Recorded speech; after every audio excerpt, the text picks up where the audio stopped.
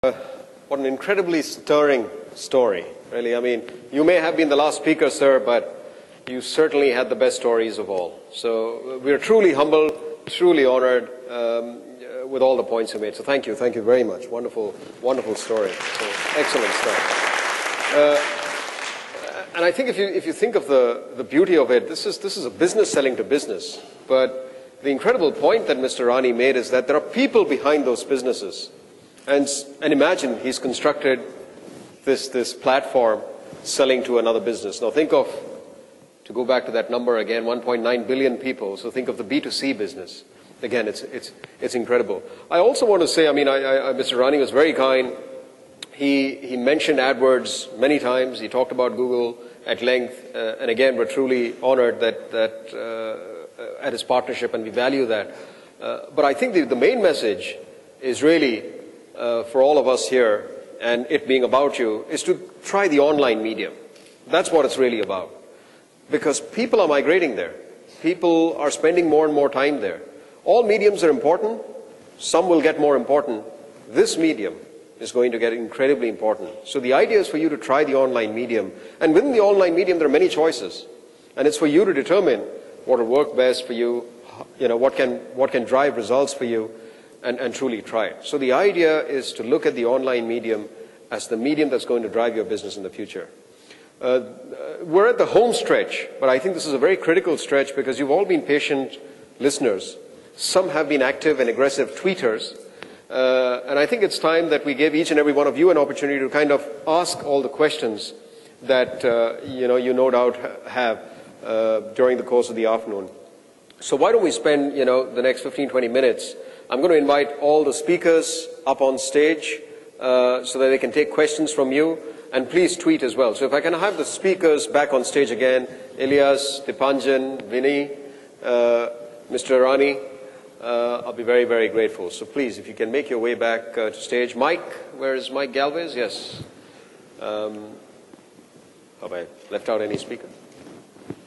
No. I'll take the one on the side, so please.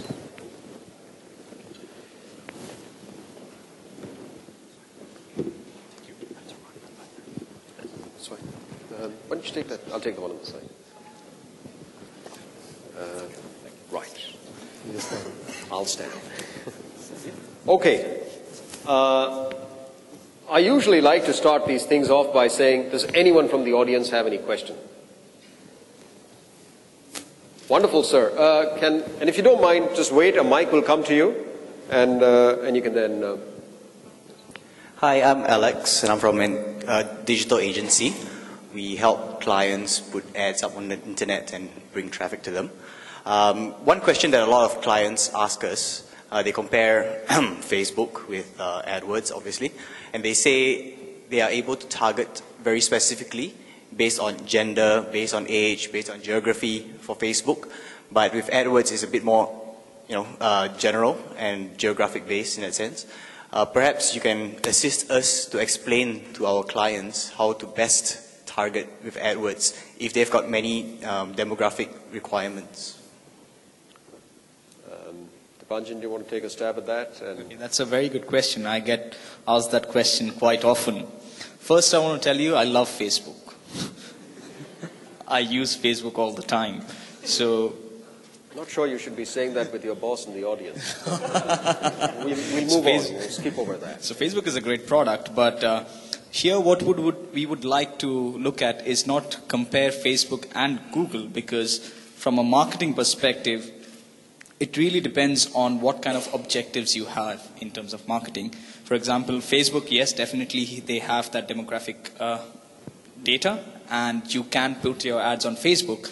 But when you want to reach, when you want to go outside your own country, there's nothing like Google which can provide you that reach. Google is known for reach. And also, talking about the demographic part, we have tools, like I said again, we have tools which show you demographic data. For example, our display network, you can use something called the ad planner, which will show you a list of websites, what kind of people visit those websites, whether they are male, whether they are female, what kind of age group you are looking at. So you can get similar set of data for for these websites as well, and then you can choose to target these websites. So how I look at it, not because I'm from Google, but this is how I look at it, is Facebook is one website. It's got reach, it's got popularity, fantastic. But here we are providing a gamut of websites, thousands and millions of websites, which will definitely get you a wider reach and help you get more customers. And of course, search being our primary product, there's nothing but an intent in search. Like Sajid had mentioned, I remember, there's nothing better than capturing a person when he or she has put in an intent that I am looking for this. So you use search when people are actively looking for you. You use the display network when people are reading up online in different networks. So it's the pull and push strategy which works perfectly for advertisers and for businesses like yours. Okay, sounds good. Yeah, great. Sounds good. Thanks. Thank you. Thank you. Thanks. So, Elias, just as the mic goes to the next question, and please, if you raise your hand, the mic will come to you. Yes, Elias, somebody's asked this question, very interesting question from Zij Intan. How does a property developer set up a PayPal account? Is it as easy as you made it out to be? Sorry. How does a property developer set up a PayPal account? Wonderful. As easy as anyone else setting a PayPal account. And I do encourage, because it's a big ticket item, it's wonderful. No. And So, sorry. I think there's... Oh yes, please. So if you don't mind, wait for the mic to come in. Yes. Hi. Just a question, because when people buy property, like you say, when people buy cars, they want to feel, they touch, they want to see. Okay, so let's say we hook up with PayPal. We allow people to pay down payment, say 100,000 or 50,000 ringgit. I don't know how big a sum PayPal allows. Is there an incentive? Is there sort of a points? Malaysians like bonus link, real rewards, points, PayPal's, any incentive for users of PayPal's? Because we are transacting a large amount of money. So it must be very, very exciting for them, There must be a catch for them, What's in it for them to use PayPal? I think you've asked so many good questions. I'll try to answer one by one. I think it's very good. In PayPal, we don't have yet developers that accept PayPal, but I'm more than welcome to have you. It would be great. The maximum ticket, single ticket is 10,000 USD today, which could be maybe one of the criteria that could limit this. Doesn't mean that we cannot specifically increase it.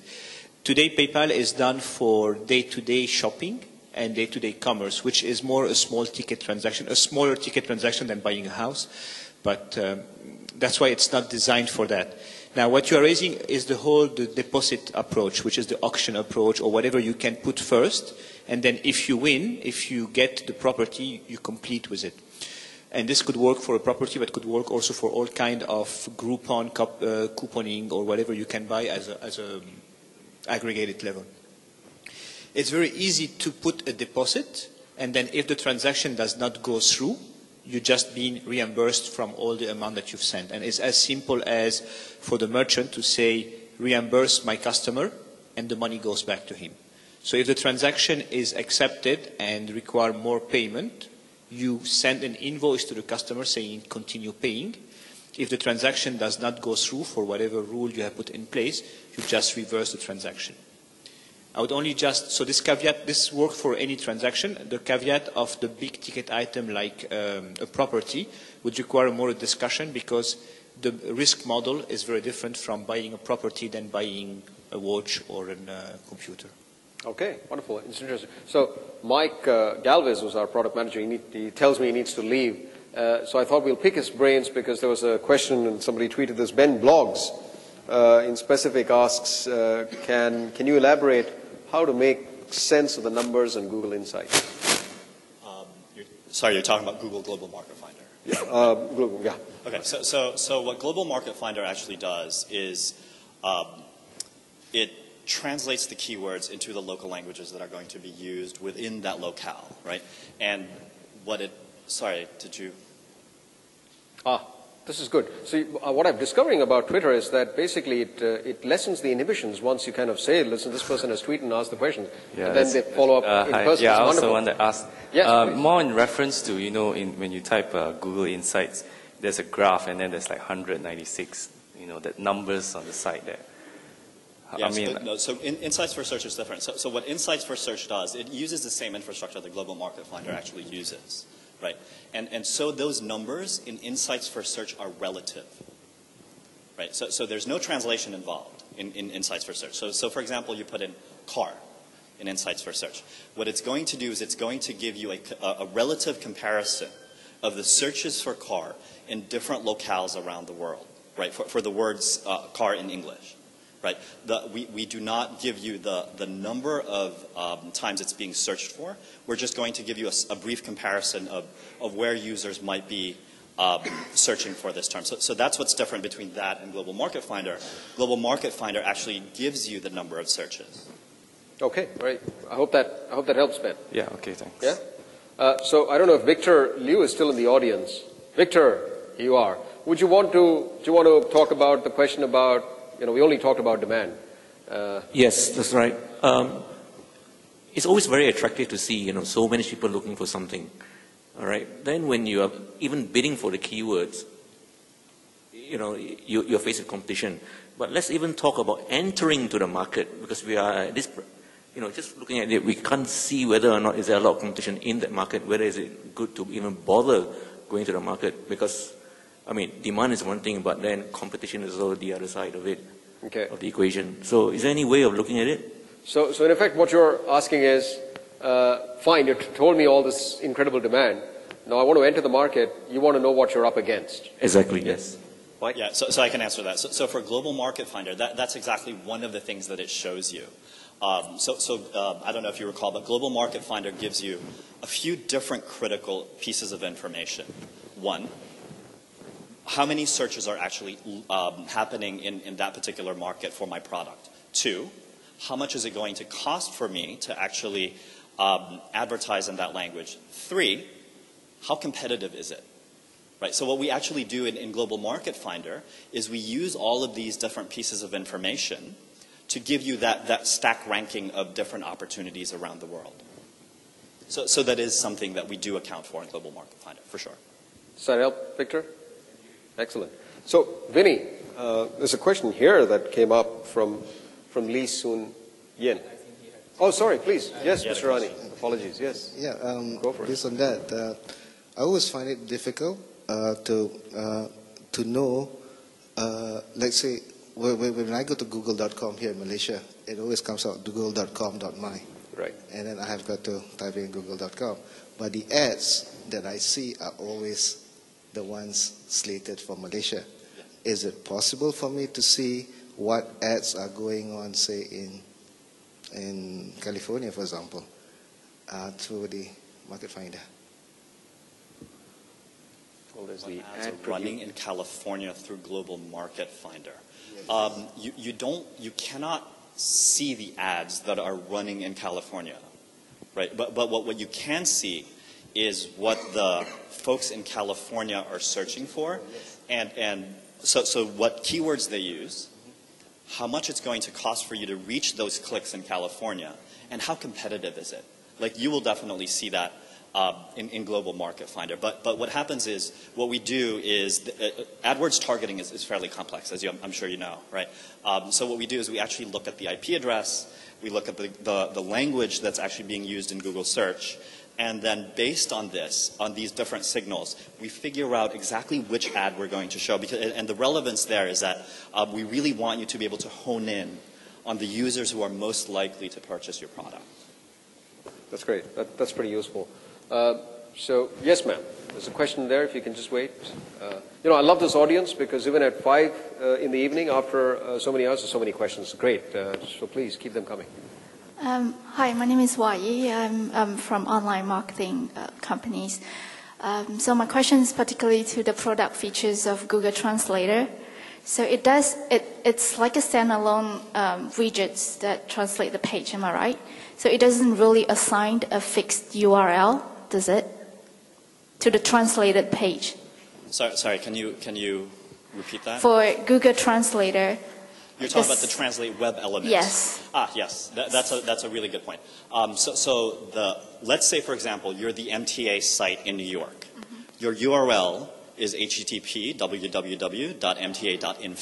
Yep. Right? So it's the single URL that's going to be there. We're not going to give you a new URL. Okay. Right? So users will go to the same exact site. All we do is we compare the language of your website with the language of the browser, and we will automatically translate your... So they don't need to select the language, right? It's automatically. Actually, yeah. So that just happened like when I showed the demo before. But my browser happened to be English. So actually, if I showed you in my browser before, if I went to an Arabic site, it would have actually automatically said, hey, this page is in Arabic, and it will say it to me in English, right? Do you want to translate into English, right? And so on and so forth. So if a Malay user comes in and they basically, let's say their browser is actually set to Malay, it will say it in Malay. Unfortunately, I don't know how to say it in Malay, but it will basically say, do you want to translate this into Malay? And then it will, and then it will do it.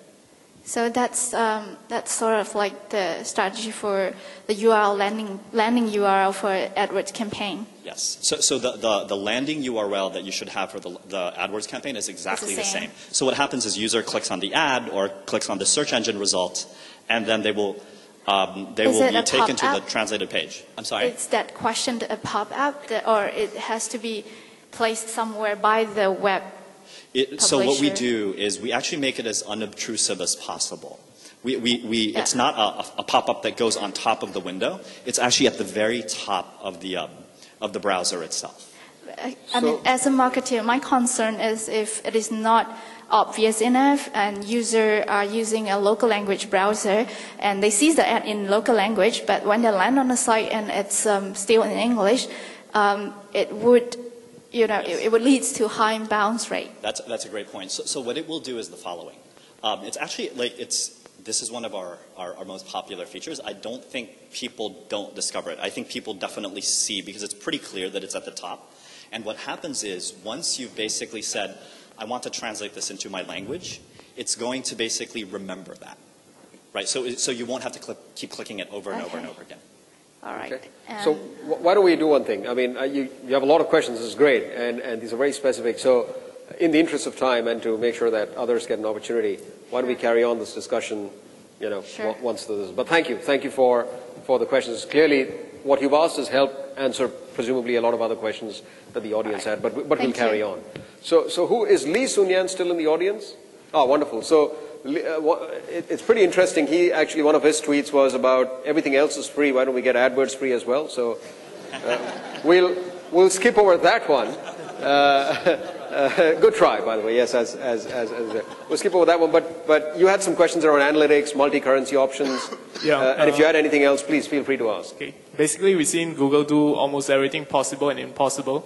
So this question I have is, we transact in Indonesian rupiah, and my boss get excited when he sees the rupiah comes in millions. But we also transact in Malaysian ringgit, in the UK pounds, and everything gets jumbles up in the analytics and shows as one figure.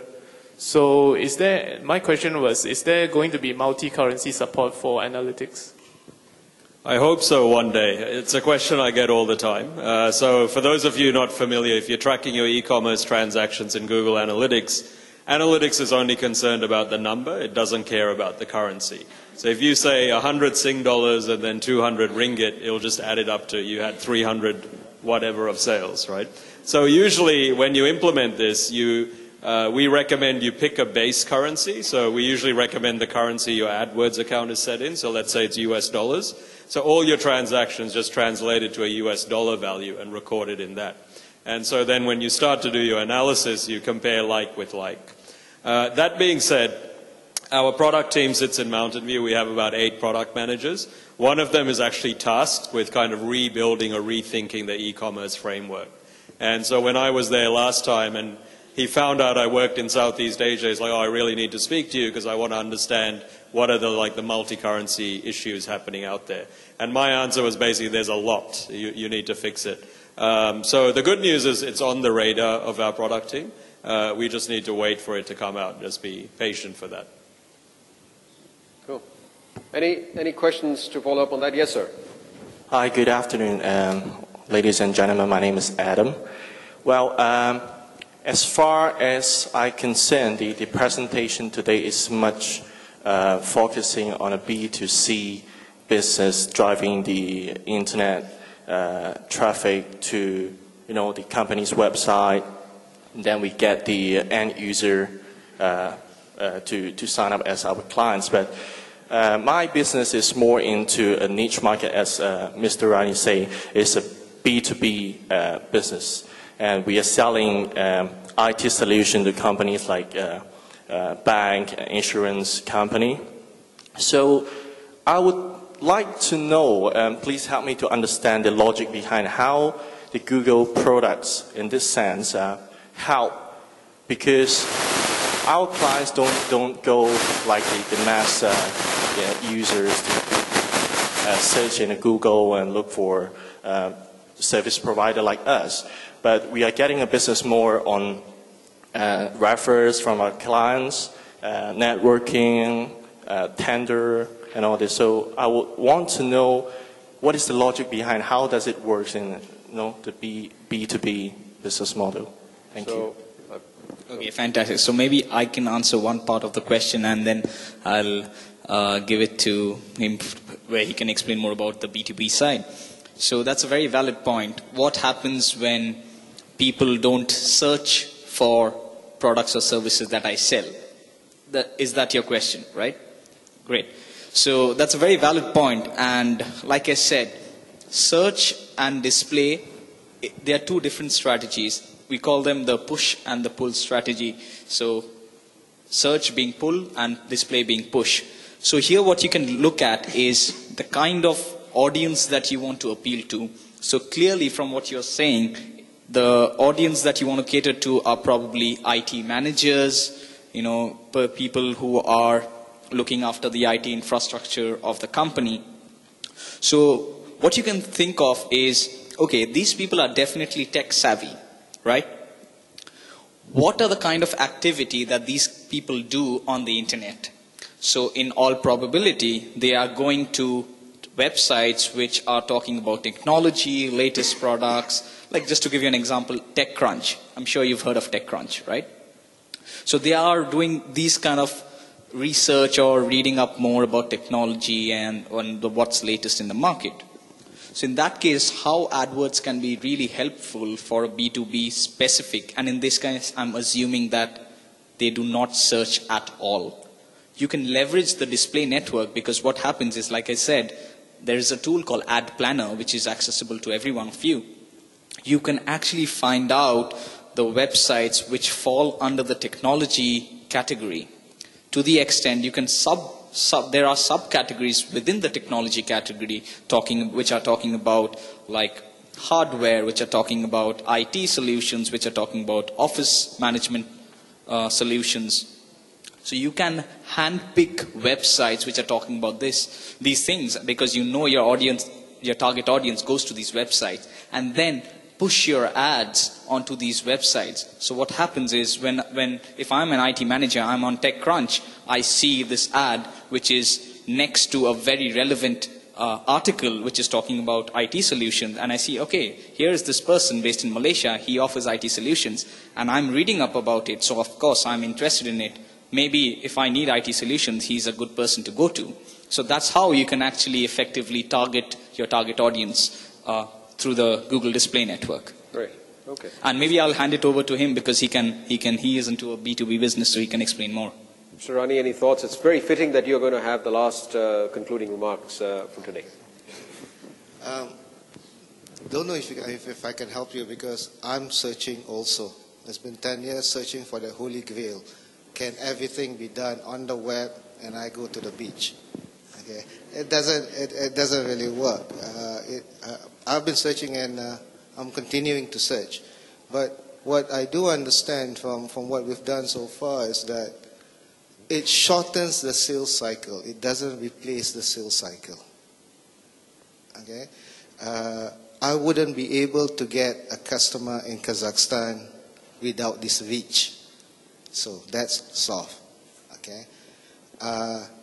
I wouldn't be able to talk to him if I did not have a website. So that's solved. But I may not be able to sell yet. Okay? So here is about how do you want it to help to shorten your sales cycle? Do you want, is the definition of conversion to you is a sale? That to me is still a holy grail. That still needs to be figured out for a B2B sale. But if the definition of a conversion is to get him to call you, it's done. Okay? It's great thought. So Thank you. Thank you, Mr. Rani. So I guess the main thing here also, sir, is to think about the fact that the medium, the beauty and the power of the medium is that you can experiment in any which way and see the kind of results that you get. So with that, thank you so much to the panelists, to the speakers. Today has been about opportunity. Today has been about Malaysia. And today, for the most part, has been about you. There's so much that we can do. We'd love to take your questions, talk some more outside at tea. Thank you so much for being such a patient and wonderful audience. We look forward to seeing you again. Thank you. Thank you, sir. Yes, pleasure.